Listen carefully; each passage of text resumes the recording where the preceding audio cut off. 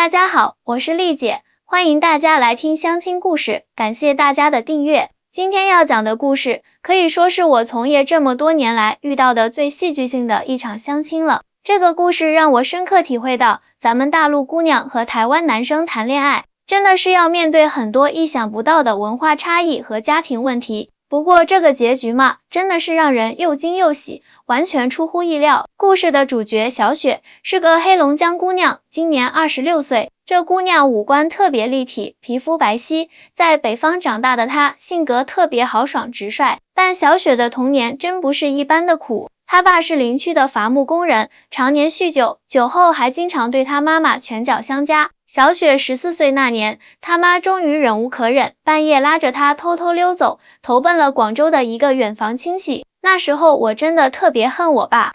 小雪跟我说起往事时，眼睛里还含着泪。我发誓一定要过上好日子，再也不要回到那种提心吊胆的生活。可是命运对小雪真的不太友好，因为家里条件实在太差，高中都没读完她就辍学了。之后做过超市收银员，又在饭店当过服务员，每个月就那么几千块钱工资，勉强糊口。更惨的是22岁那年，小雪被朋友忽悠着加入了一个高薪工作，结果发现是传销组织。天哪，那段日子简直是她人生的至暗时刻。丽姐，你是不知道，那时候我真的觉得人生没希望了。小雪说，每天被洗脑，存款全交上去了，还差点连亲情友情都搭进去。好在小雪脑子清醒，在一次外出活动中抓住机会报了警，才从传销组织里逃了出来。这一遭下来，她的存款基本没了，人也变得非常警惕，对所有人都持怀疑态度。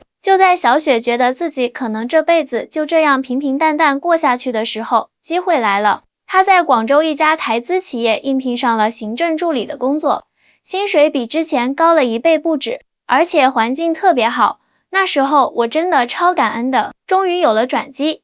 小雪兴奋地说，在这家公司，小雪认识了今天故事的男主角，台湾来的项目经理阿佳。阿佳今年32岁，台大毕业，人长得斯斯文文，说话轻声细语，特别有礼貌，跟小雪以前接触的北方大老爷们简直是天壤之别。丽姐，第一次见到阿佳，我就觉得他不一样。小雪回忆道，他不会对女同事大声说话，更不会动不动就说粗话，每次开会迟到了都会跟大家道歉，这在我之前的工作环境里简直不可想象。小雪和阿佳的缘分始于一次加班。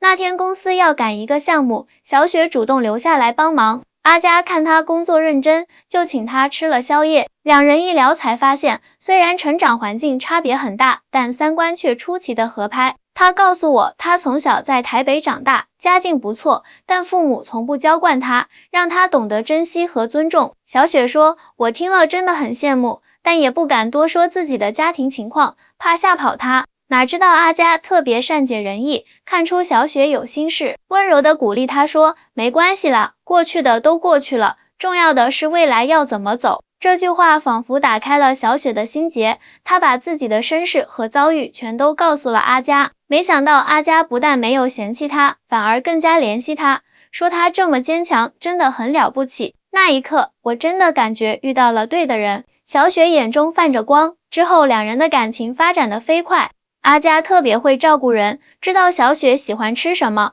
会记得她的生日和喜好，而小雪也被阿佳的温柔体贴深深打动，第一次感受到被人真心珍视的感觉。半年后，阿佳向小雪表白了，这个场景简直是小雪做梦都想不到的浪漫。阿佳带她去了广州塔，在那个俯瞰全城的高度，掏出一枚精致的戒指，说，小雪，我知道你过去受了很多苦，但以后的路，我想陪你一起走，你愿意做我女朋友吗？小雪当场就哭了，使劲点头答应了。她觉得自己简直像是童话故事里的灰姑娘，终于等到了命运的转折点。恋爱后的日子简直像做梦一样美好。阿佳对小雪特别尊重，从不强迫她做任何不愿意的事。两人一起去吃美食，看电影，有时候就安静地待在一起，各自做自己的事，却也感到无比安心。丽姐，我那时候真的以为我找到了世界上最完美的男朋友。小雪感叹道，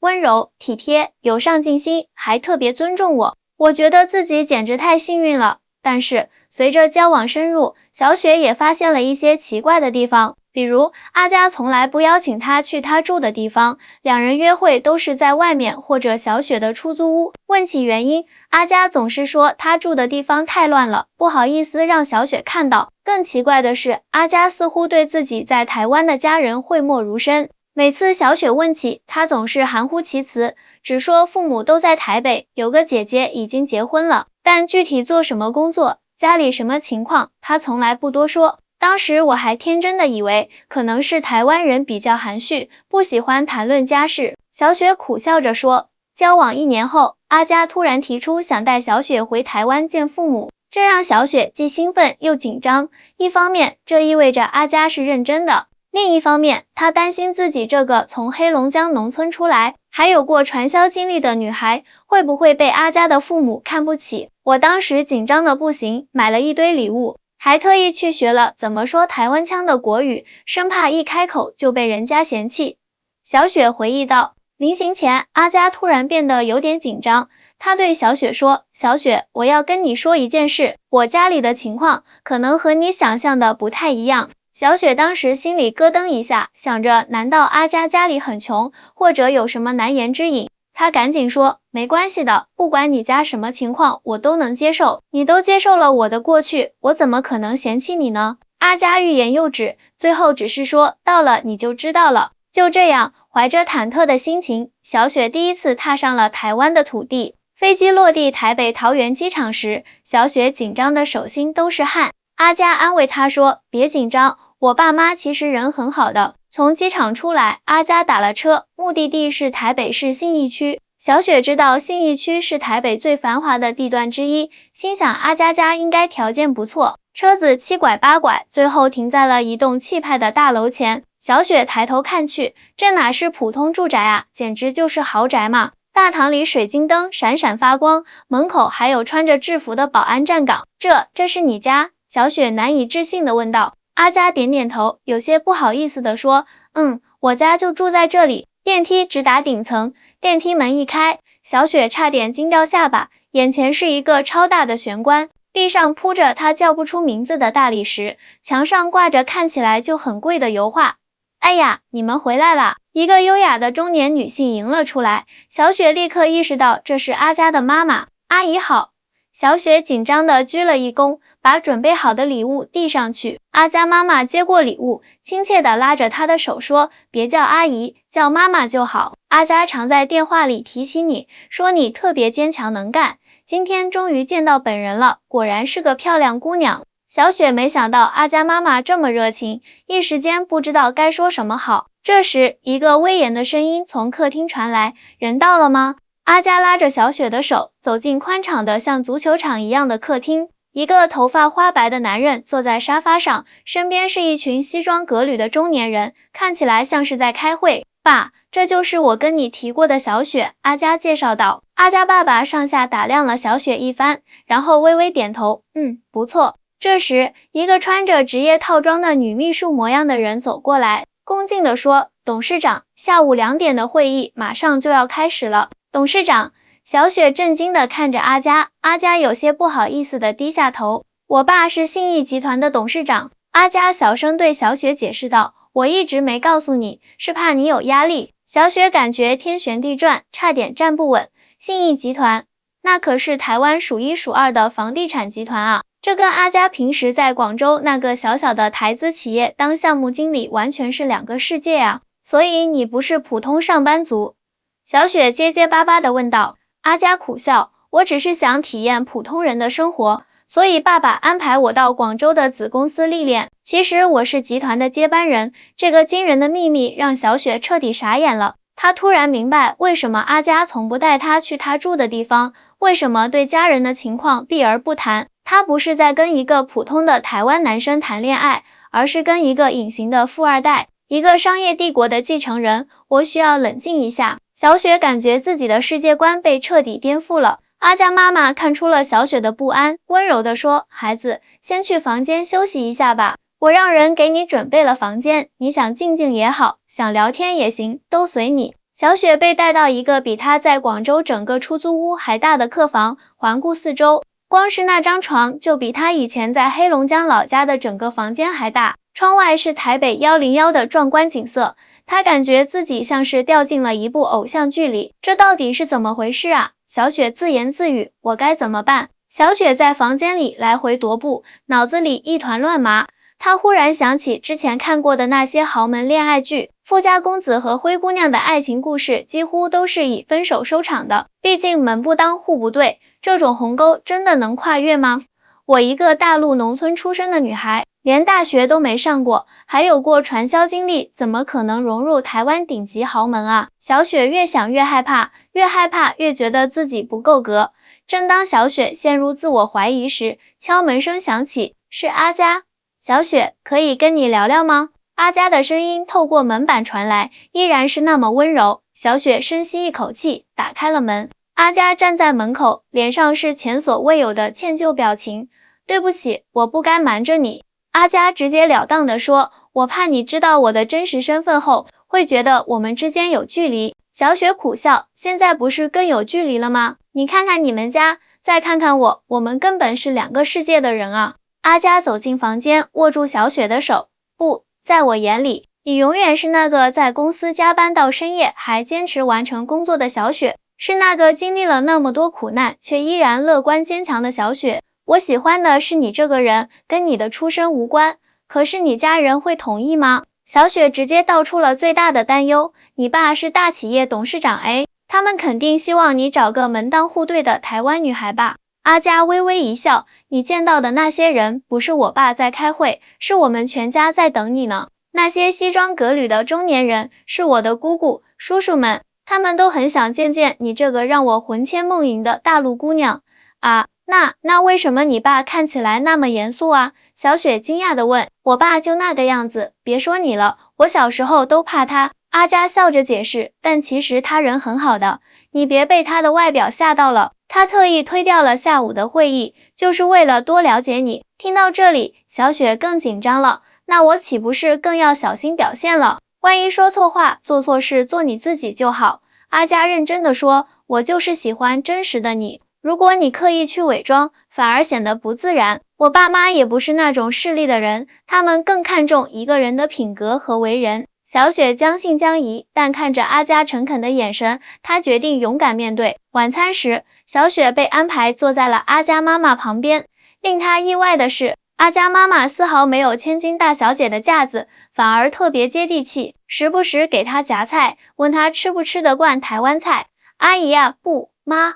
小雪红着脸改口，我其实很喜欢台湾菜，没想到您亲自下厨，真的太感谢了。哎呀，难得阿佳带女朋友回来，我当然要亲自做几道拿手菜啦。阿佳妈妈笑得特别慈祥，平时我们家也不是天天大鱼大肉的，生活其实挺简单的。小雪看了看满桌的山珍海味，还有那价值不菲的餐具，心想这就是有钱人眼中的简单生活吗？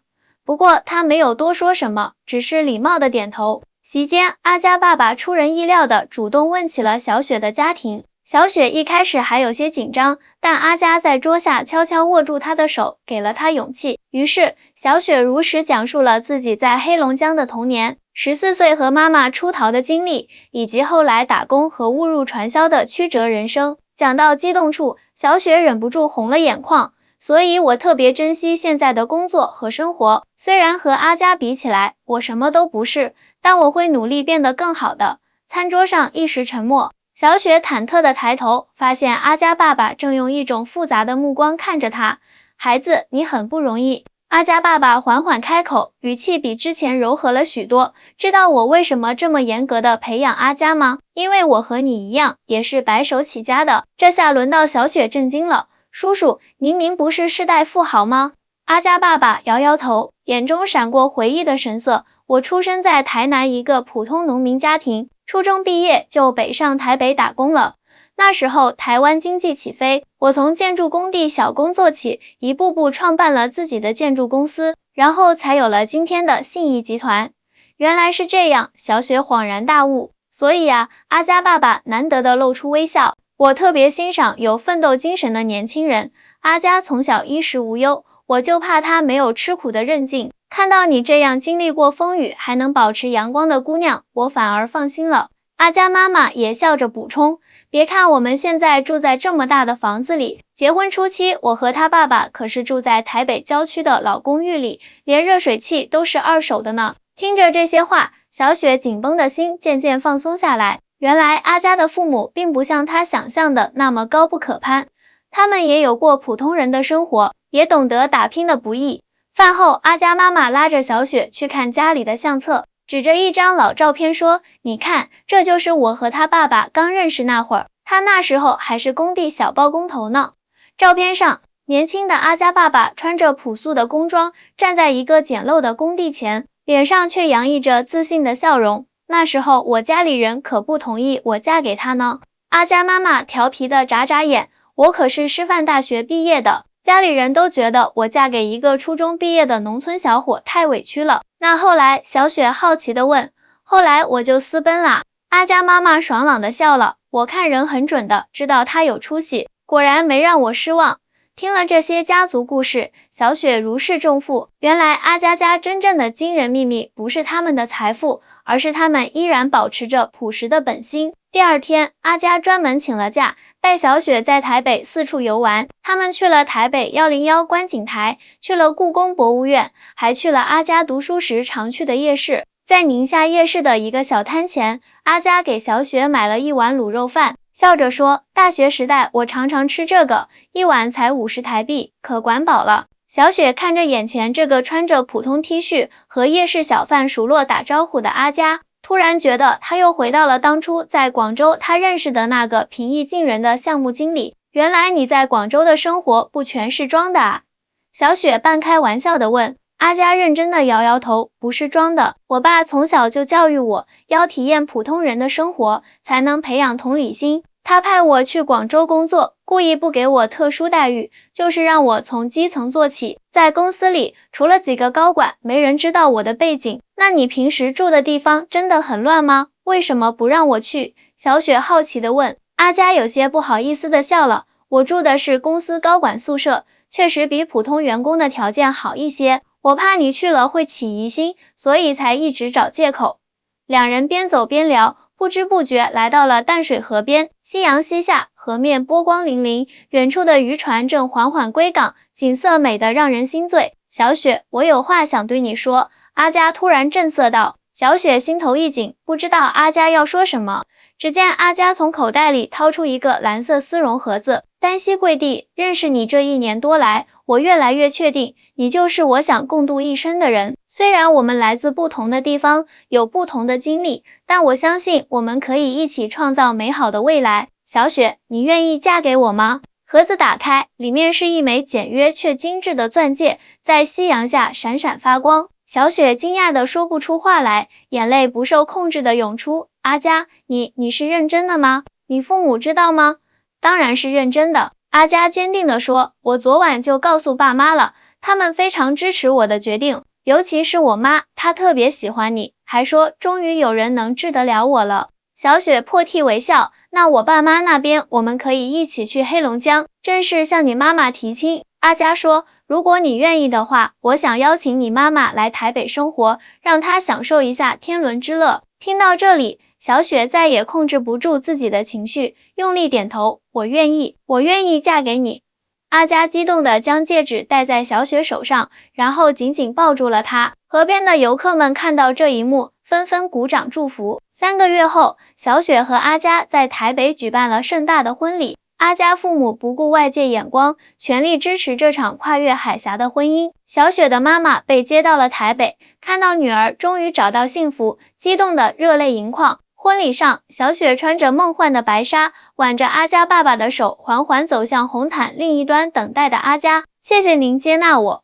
小雪小声对阿佳爸爸说。阿佳爸爸慈祥地笑了，该谢谢你才对，是你让我们家有了一个这么坚强勇敢的儿媳妇。婚后，小雪并没有像大家想象的那样过起衣食无忧的阔太太生活，她主动提出要学习企业管理，还报考了台湾的大学，决心用知识武装自己。阿佳全力支持她的决定，两人一起努力，共同成长。更令人意外的是，小雪利用自己在大陆的经历和人脉，帮助信义集团成功拓展了大陆市场。她创办了一个专门帮助大陆弱势女性的公益基金，为那些遭遇家暴、生活困难的女性提供庇护和就业培训。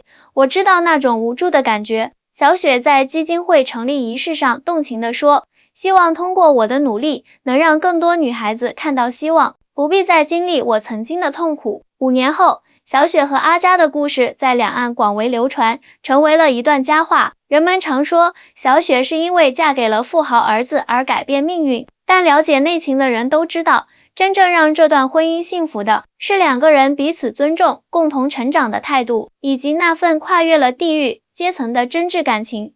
丽姐，这就是我要讲的故事啦。我合上了手中的笔记本，对着镜头微笑。怎么样？是不是特别励志又温馨？我想说的是，在婚恋这件事上，台湾和大陆确实存在一些文化差异，比如台湾社会更加重视个人选择，父母干涉相对较少，而在物质条件方面，现在的台湾并不像有些大陆人想象的那么穷，特别是那些传统企业家族，财富积累相当可观。但无论是在台湾还是大陆，真正好的婚姻都建立在彼此了解、尊重和共同成长的基础上。小雪和阿佳的故事告诉我们，爱情可以跨越地域、跨越阶层，只要2个人真心相爱，愿意一起面对生活的挑战，就没有什么困难是无法克服的。好啦，今天的故事就到这里，希望大家喜欢。下期我会带来更多有趣的相亲故事，别忘了点赞、订阅、分享哦。我是丽姐，咱们下期再见。